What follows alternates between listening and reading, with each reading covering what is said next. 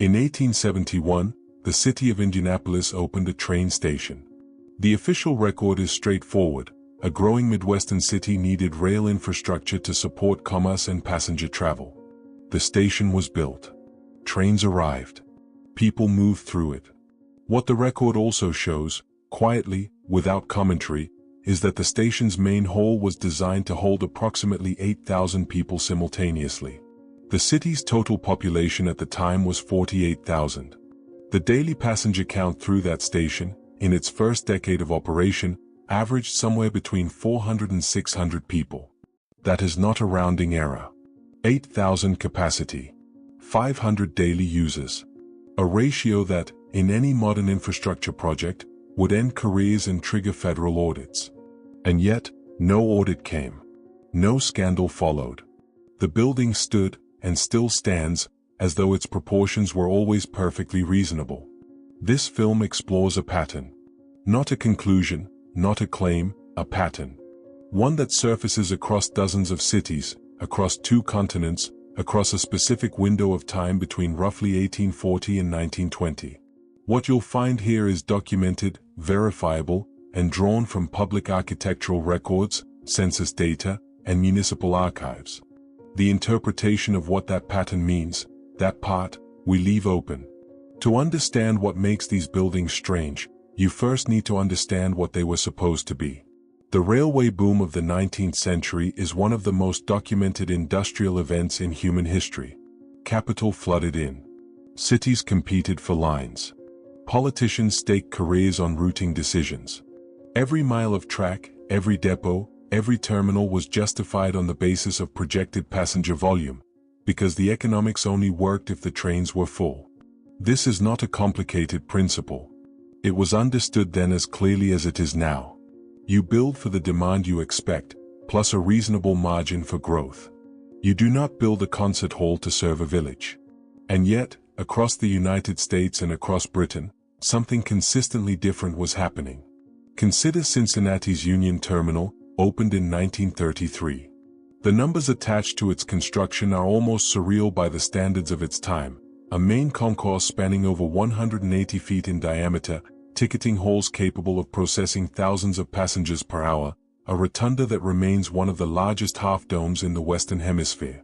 At its 1933 opening, Cincinnati's population was approximately 450,000. The terminal processed an average of 17,000 passengers per day during its peak years of World War II, a genuine surge moment, a once-in-a-generation mobilization of American bodies across the continent. After the war, daily traffic dropped. By the 1970s, the building was processing fewer than 100 passengers daily. Not 100,000. 100.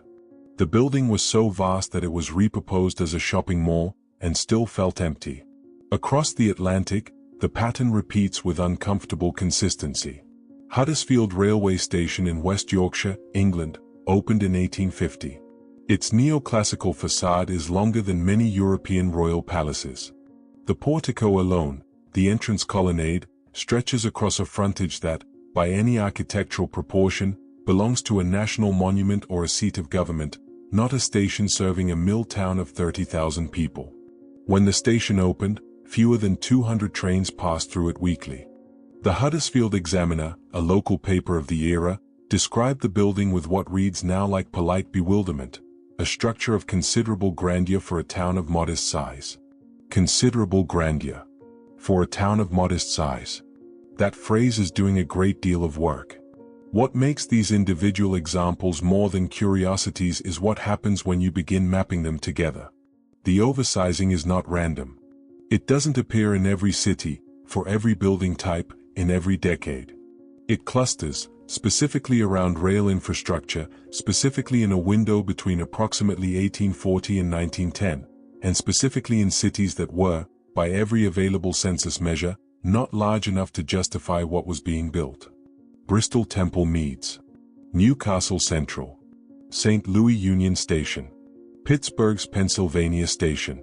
Detroit's Michigan Central, a building so catastrophically oversized for its actual use that it stood abandoned for decades before its recent renovation, its 18 stories visible for miles, its waiting room capable of holding thousands standing shoulder to shoulder while a skeleton staff managed a dwindling handful of daily departures.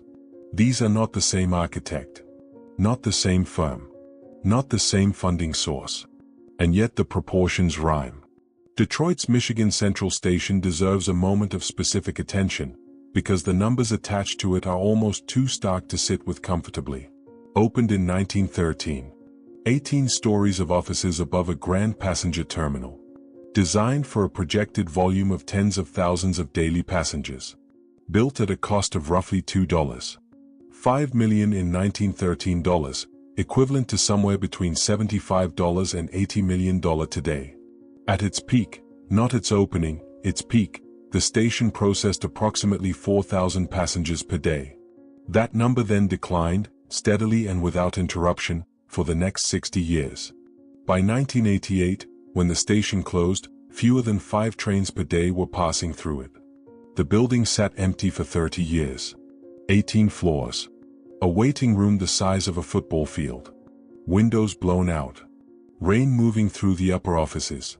A city's infrastructure, built for a future that, in that form, at that scale, never quite arrived. The timing raises questions. Not about the buildings themselves, which are real and documented and still, many of them, standing. But about the assumption embedded in their construction, the assumption that a scale of human movement was coming that would fill these halls, that would justify these columns and these ceilings and these platforms long enough to seat entire congregations. Someone believed that future was certain. Someone committed extraordinary capital to that belief. What they were expecting, and why those expectations were held simultaneously across so many cities, so many countries, so many otherwise unconnected building programs, is where this story begins to open. There is a term used in infrastructure planning called demand anticipation. The idea is straightforward. You build slightly ahead of your current need, so that when growth arrives, the system is ready to absorb it. Every functional city in the world does this to some degree. You don't wait until the pipes are bursting to lay new ones. But demand anticipation has a logic to it. A mathematics. A reasonable outer limit. Transportation planners generally build for 120 to 150% of projected near-term demand. Occasionally, for critical national infrastructure, you might stretch to 200%. That margin accounts for growth, for error, for the unexpected. It does not account for building at 1,600% of actual use. That is the ratio attached to Michigan Central on the day it opened. Not a projection. A measurement. The station was built for a daily volume it would never reach, not in its first year, not in its best year, not across the entire span of its operational life. And what makes that number remarkable is not the station itself. It is that the number is not unusual. Across the northeastern United States, in the decades following the Civil War, a construction wave moved through the landscape with a consistency that is difficult to explain through conventional economic logic alone. It was not just the stations. The Erie Canal, completed in 1825, was engineered to carry a volume of commercial freight that far exceeded anything the existing economy of upstate New York could generate. Its locks were built wide, wider than the boats then in use. Its towpaths were graded for teams of animals pulling loads that the regional agricultural output could not yet produce. Engineers at the time justified the dimensions on the basis of future growth. The canal did grow. Traffic increased. But the original engineering margins, the decisions made at the drawing table before a single yard of earth was moved, those margins were not the product of observable trends. They were the product of a confidence in scale that the surrounding economy had not yet demonstrated. Within 20 years of the canal's completion, it was already being discussed as potentially insufficient. That is a remarkable outcome. A structure overbuilt for its moment, growing into its dimensions faster than anyone had publicly projected, and then pressing against them before the generation that built it had fully aged. The railway networks of Britain present a similar compression of logic. By 1850, England had laid more track per square mile than any nation on earth. The investment required was staggering, not just in steel and timber, but in land acquisition, in tunneling, in the construction of viaducts across valleys that required engineering solutions that, in several cases, had never been attempted before. What the passenger records from that period consistently show is that many of these lines, in their early years, were underused. Not catastrophically, not embarrassingly, by the standards of normal infrastructure timelines, but measurably, consistently, quietly underused, with station facilities that exceeded the volume they were processing by margins that, again, go beyond reasonable demand anticipation. Leeds Central, Manchester Victoria, the original Paddington terminus. Each built at a scale that its contemporary ridership could not fill, each justified by projections of a coming density of movement that the cities feeding them had not yet produced. Whether this reflects inheritance of a prior system or convergence on a shared assumption about the future, that question hangs over the records without a clean answer. What accumulates, when you begin moving through these cases systematically, is not a single anomaly. It is a texture. A texture of infrastructure that appears, across 2 continents and several decades, to have been built around a model of human movement that was larger, faster, and more thoroughly organized than the observable population of the time could support. The storage systems are part of this. Grain warehouses constructed along the rail corridors of the American Midwest in the 1860s and 1870s were built at capacities that exceeded regional agricultural output for years after their completion. The warehouses at Buffalo, at Toledo, at Chicago, structures of iron and timber and brick, engineered for volumes of stored grain that the surrounding farmland was not yet producing at scale. Again, this is explicable. Storage anticipates supply. You build the container before you fill it. But the margin, consistently, was not modest.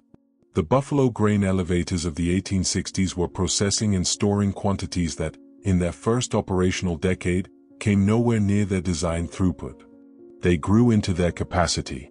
But the gap between design and initial use was wide enough, and consistent enough across enough separate structures in enough separate cities, that it begins to function less like planning and more like assumption. An assumption that a certain scale of activity was coming. Was already, in some sense, expected. The administrative patterns compound this.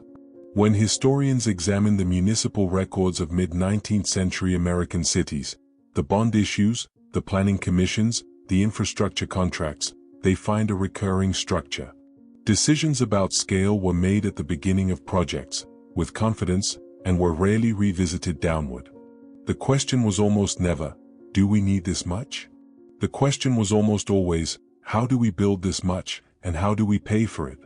That posture, that unquestioned assumption of large-scale need, appears in city after city with a uniformity that is, by itself, a kind of data point.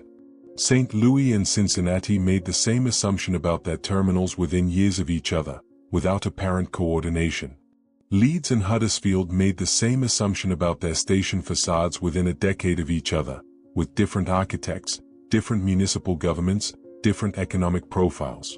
Pittsburgh's Pennsylvania Station and Detroit's Michigan Central share not just proportional excess but a specific aesthetic language: the massive waiting room, the towering office block above, the ceremonial entrance scaled for processions of thousands, that appears in both cities as though drawn from the same template.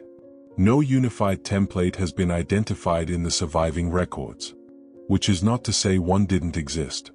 It is to say that if it did, it has not surfaced in the conventional archive. And here the buildings begin to point somewhere that the records themselves do not go.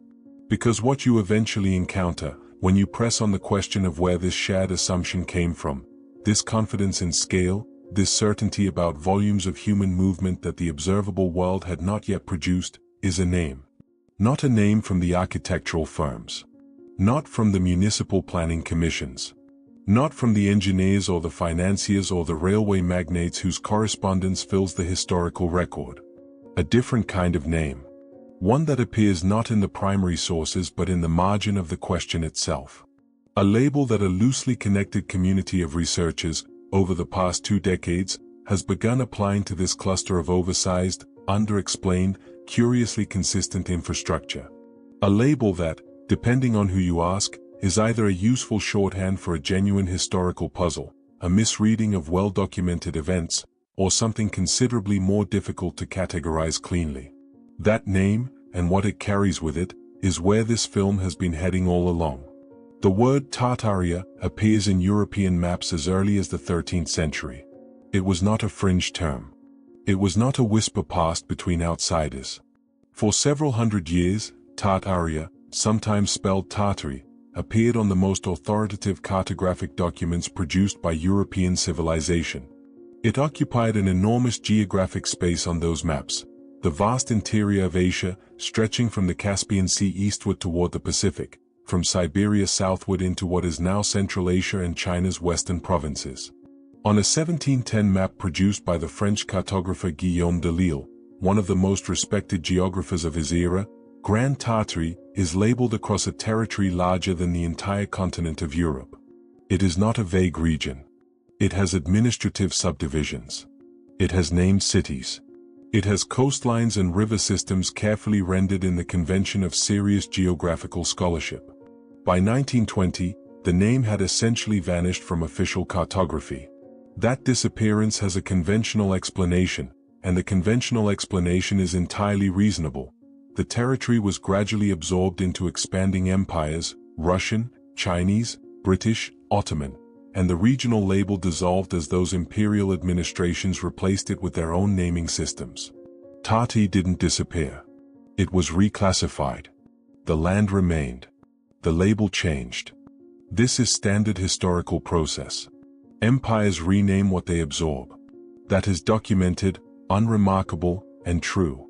What happened next, in the early years of the internet, accelerating through the 2010s, is a different kind of story. A loosely connected community of independent researchers, most of them operating outside academic institutions, began pulling on a thread. The thread started with the maps. If Tartaria was real, genuinely real, cartographically documented, administratively subdivided, then what was it, exactly? Not the vague barbarian lands that European scholarship sometimes used the term to mean, but the specific, named, apparently organized territory that appeared on serious maps for centuries? And from that question, the researchers moved, not always carefully, not always with methodological rigor, but sometimes with genuine archival curiosity, toward the buildings. The hypothesis that emerged, in its various forms, went roughly like this. The infrastructure anomalies of the 19th century, the oversized stations, the over-engineered canals, the storage systems built for volumes that hadn't yet materialized, were not products of optimistic planning by newly industrializing cities. They were remnants. Inherited structures. Buildings that had been constructed by a prior civilization of greater scale and organizational capacity, subsequently absorbed, rebranded, and retrofitted into the emerging narrative of 19th century industrial progress. The stations, on this reading, were not built for a future that never came. They were built for a past that had been obscured. It is worth sitting with that claim honestly, because it contains more than one moving part. There are, broadly, three ways of interpreting the Tartaria framework, and they are not equally supported by evidence, but they are each internally coherent enough to deserve a fair rendering. The first interpretation is archaeological. This reading holds that the cartographic record of Tartaria points to a genuine and under-examined civilization, not necessarily a secret empire, not necessarily suppressed, but a large-scale organizational system across Central Asia and possibly beyond that has been inadequately studied by Western historiography. The infrastructure anomalies, on this reading, may or may not be connected, but the underlying claim, that Tartaria deserves more serious scholarly attention than it has received, is one that some academic historians would not entirely dismiss. The second interpretation is revisionist. This reading holds that the standard timeline of 19th century construction is partially false, that some significant portion of what we call Victorian or Gilded Age infrastructure was not newly built in that era but was inherited from an earlier period, with construction dates either misrecorded or deliberately reattributed. The evidence offered for this includes stylistic inconsistencies, anomalous construction speeds in the historical record, and the sheer scale of what was supposedly built in extremely compressed timeframes with pre-industrial tools. This interpretation requires accepting a degree of systematic historical falsification that most professional historians find unsupported, but the anomalies it points to are, in several cases, genuinely unresolved. The third interpretation is metaphorical. This reading treats Tartaria not as a literal historical claim but as a useful conceptual frame, a way of naming the experience of encountering infrastructure that feels mismatched with its official context. On this reading, when someone says a building is Tartarian, they are not necessarily making a claim about its actual origin. They are noting that it belongs, aesthetically and proportionally, to a scale of civilization that the surrounding historical narrative does not fully account for. The label becomes a form of productive friction, a way of holding open a question that the official record closes too quickly. These three interpretations are not mutually exclusive. They bleed into each other in the online communities where this conversation lives. And they are frequently, in those spaces, collapsed into a single conspiratorial claim that does none of them justice. Which brings us back, for a moment, to 1816. 1816 is known to climate historians as the year without a summer. A volcanic eruption, Mount Tambora, in what is now Indonesia, had sent enough particulate matter into the upper atmosphere to measurably reduce global temperatures for the following 18 months. Harvests failed across Europe and North America. Famine conditions emerged in regions that had no other crisis to explain them. The disruption was real, documented, and severe. It also appears, in some versions of the Tartaria framework, as a potential marker, a proposed date for a catastrophic event that reshaped civilization more broadly than the climate record alone captures. The evidence for this extension of the claim is thin. But the impulse behind it is worth examining, the search for a moment of rupture. A before and after. A point at which whatever produced those stations and those canals and those grain elevators at that scale was no longer producing them, and the world that came after had to account for the infrastructure without fully understanding where it came from.